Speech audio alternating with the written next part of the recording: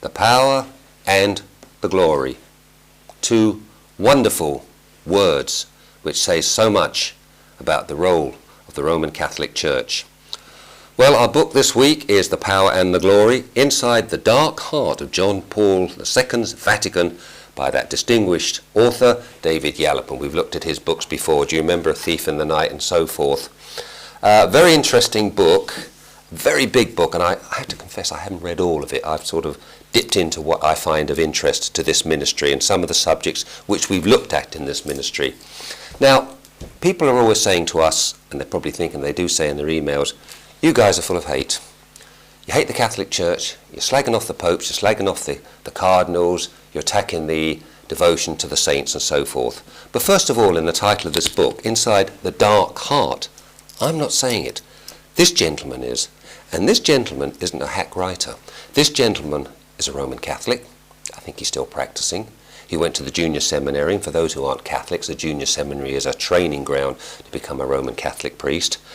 And when you become about 15, 16, you go on to the senior seminary, where you do take your training, and there you do your final vows before you're ordained. And he went to the senior seminary. Although he didn't become ordained, he dropped out. So I don't say it, this gentleman says it. So if you've got any beef of what's said here, that's the man to see.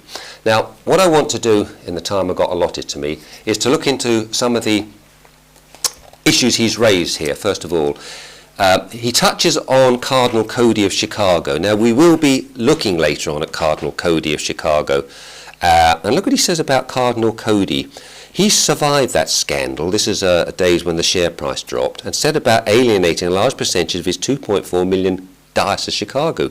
Priests that he considered problem prelates, men who are alcoholic, senile, or just unable to cope, were dismissed with just 2 weeks' notice and then tossed into the street. He closed the black schools, claiming that his diocese could not afford to run them, although his annual revenue was around 300 million. He was a fanaticist, a compulsive liar, and a paranoic. How about that? He even showered gifts on a close woman friend whom he allegedly diverted hundreds of thousands of dollars and diverted further sums to the Vatican. Claimed she was his housekeeper. We're going to do something on Cardinal Cody, and actually if you go into the website, I have written extensively on this gentleman and his problems with the bottle. Moving on now, he touches on very briefly here, as I suspect he would, the murder of Roberto Calvi. Now, we spent a lot of time on this. In fact, some years ago, we went to the actual spot, Blackfriars Bridge, you can see in the City of London, and we actually filmed it there. And as I thought at the time, this poor man who was hung from there, it was a token murder. But he makes a very interesting statement here. And if I can just get my pen a minute, because I just want to highlight that.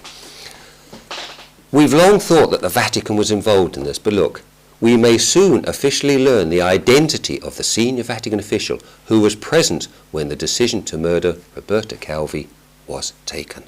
Wow! The decision to murder Roberto Calvi. If I'd said that, or my son James had said it, they'd run us out of town. So we look forward to hearing who this senior Vatican official was who murdered Roberto Calvi. I suspect it was somebody who came from Chicago, although I'm not going to say, but we've also written on about him as well. Now, just going through the book, and as I say, I'm touching on all the items which is on our website, and we've written extensive articles on all of these people. It's a real rogues gallery. We come to, here we are, here's something here that caught my mind. The Knights of Malta. This cropped up here, you see there. Pius XII, wartime activity and so forth. Shouts at the time of Christ killers, Christ killers. And he suggested that Pius XII, that a critical eye should be written about the Nazi atrocities. The Pope replied, "You must not forget, my dear friend, that there are millions of Catholics in the German army. Would you like to place them in a crisis of conscience?" Wow, how about that? But Pope Pius never did utter, quote, those words of fire on the Holocaust. He said he was going to, but he never did it. Again, we've written on Pope Pius XII. We've looked at the whole thing about this Concordat signed and so forth. Now I move on here to a little bit further into the book, something else that caught my eye here. And there's some very interesting assets in here. And you've got to remember this man has many contacts in the Vatican. He's walked the corridors of the Vatican. He knows all the nuncios and the apostolic delegates and the cardinals and so forth. So he's able to get little bits of information. And he does say it in the beginning here, I must thank so many people in the Vatican. Unfortunately, when he wrote the first book about the murder of John Paul I, he actually named some of those people in the Vatican who helped him, and he tells us what happened to them. They were pushed out straight away. He crossed the Vatican, bang, you're out. Now, he comes on here about belief, quite a bit about the sexual allegations and so forth, the diocese and so forth. Here's an interesting quote by Archbishop Weekland. He was involved in this. Sometimes not all adolescent victims are so innocent. He's talking about the children that are abused by the so-called priests. Some can be sexually very active and aggressive and often quite streetwise. The Archbishop, evidently speaking from personal experience, was subsequently forced to resign when it was revealed that he had paid a male lover nearly $500,000 to buy his silence. The money had allegedly come from diocesan funds. So when you see these guys talk about this, you know that they know something about it. Bad boy, Weekland. Moving on now, quite a bit about the sexual scandals, the covering up. He mentions Roger Mahony in there. We've done quite a bit on Roger Mahony. Mahony, it seems, according to him, was a bad boy long before all of this started up. There was a rape of a young girl by about 6 or 7 priests, which he successfully, that's the word, successfully covered up. Now, we did something a while ago, James' companion there, on Archbishop Stepinac, who is now, of course, Blessed Aloysius, destined for sainthood in the Catholic Church. And we did have a lady write to us saying you're being absolutely horrible about Archbishop Stepinac. He was a wonderful man, didn't do any of these things here. But this author has researched this quite thoroughly, and he does say here that one of the friars, who was a personal friend of Stepinac, said, "My Croat brethren, go and slay all Serbs. First of all, my sister who is married to a Serb. After that, come to me, and I shall take on my soul all of your sins." Wow, heavenly stuff. And he goes on to say there, I personally killed about 100 from Jasenovic and Stargradsky. I hope I pronounced these properly. They're sort of the concentration camps. Then he just mentions about the whole thing about assets of 1,338 kilos of gold, 25,000 tons of silver coins being shipped out. It's incredible, all of this, isn't it? Crates of gold being moved over war-torn Europe. Americans coming in, Russians coming in, and here's the Vatican moving 25,000 tons of silver coins. Wow, you know, I mean, who do they use? You know, UPS? Absolutely incredible, this all goes on. And guess what, folks? It always gets to the Swiss border. Never gets lost on the way there. You wonder whether somebody skimmed off on there. He does make quite an interesting point, our author here. He does say that Stepinac, at the end of the war, went on trial here, and he said, in a way, he echoed Eichmann's words. You remember Adolf Eichmann? I was only obeying orders. You accuse me as the enemy of the state and the people's authority. I acknowledge your authority. That was my authority. I repeat again, you have been my authority. He's trying to say that he had to obey orders. Now, what does the author say? You might expect an archbishop to have regarded as his ultimate authority neither the partisans in the woods or the fascists, but the Pope. The evidence that Stepinac actively and freely collaborated with Stasi was overwhelming. There we are. This man says it, not me.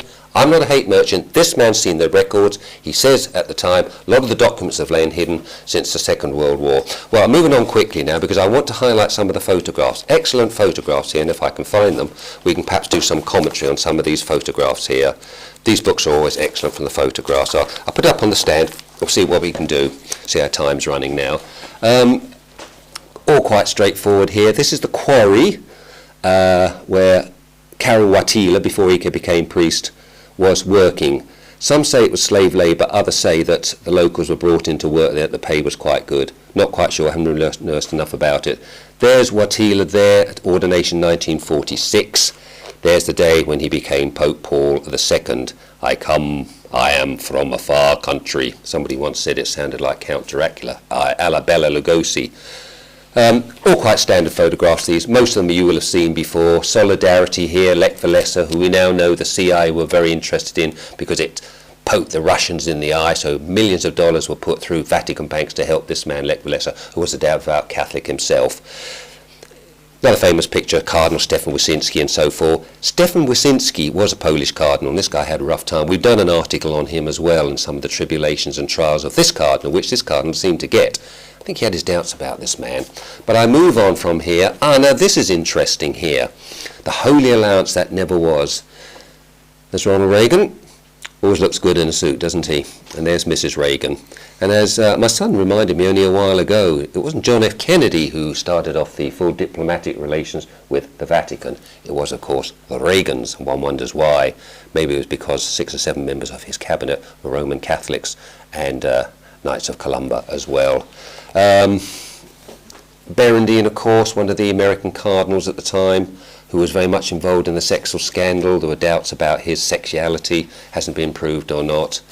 Archbishop Romero, of course, who actually took on the military junta in Guatemala, very much a saint, gunned down at the altar and so forth. Somebody said, wouldn't it have been wonderful if the Pope had travelled there immediately afterwards, but I don't think he had much time for him. Right, now we come to some more pictures here. We're running out, and so I'm going to show one last picture here.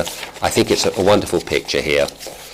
That is the face of a man who is suffering enormously, and I would say that that man who's covered up all the hideous war crimes of the priests and so forth knows exactly where he's going, to hell. A wonderful book. Try and get hold of it from this ministry. Thank you. David Yallop's The Power and the Glory.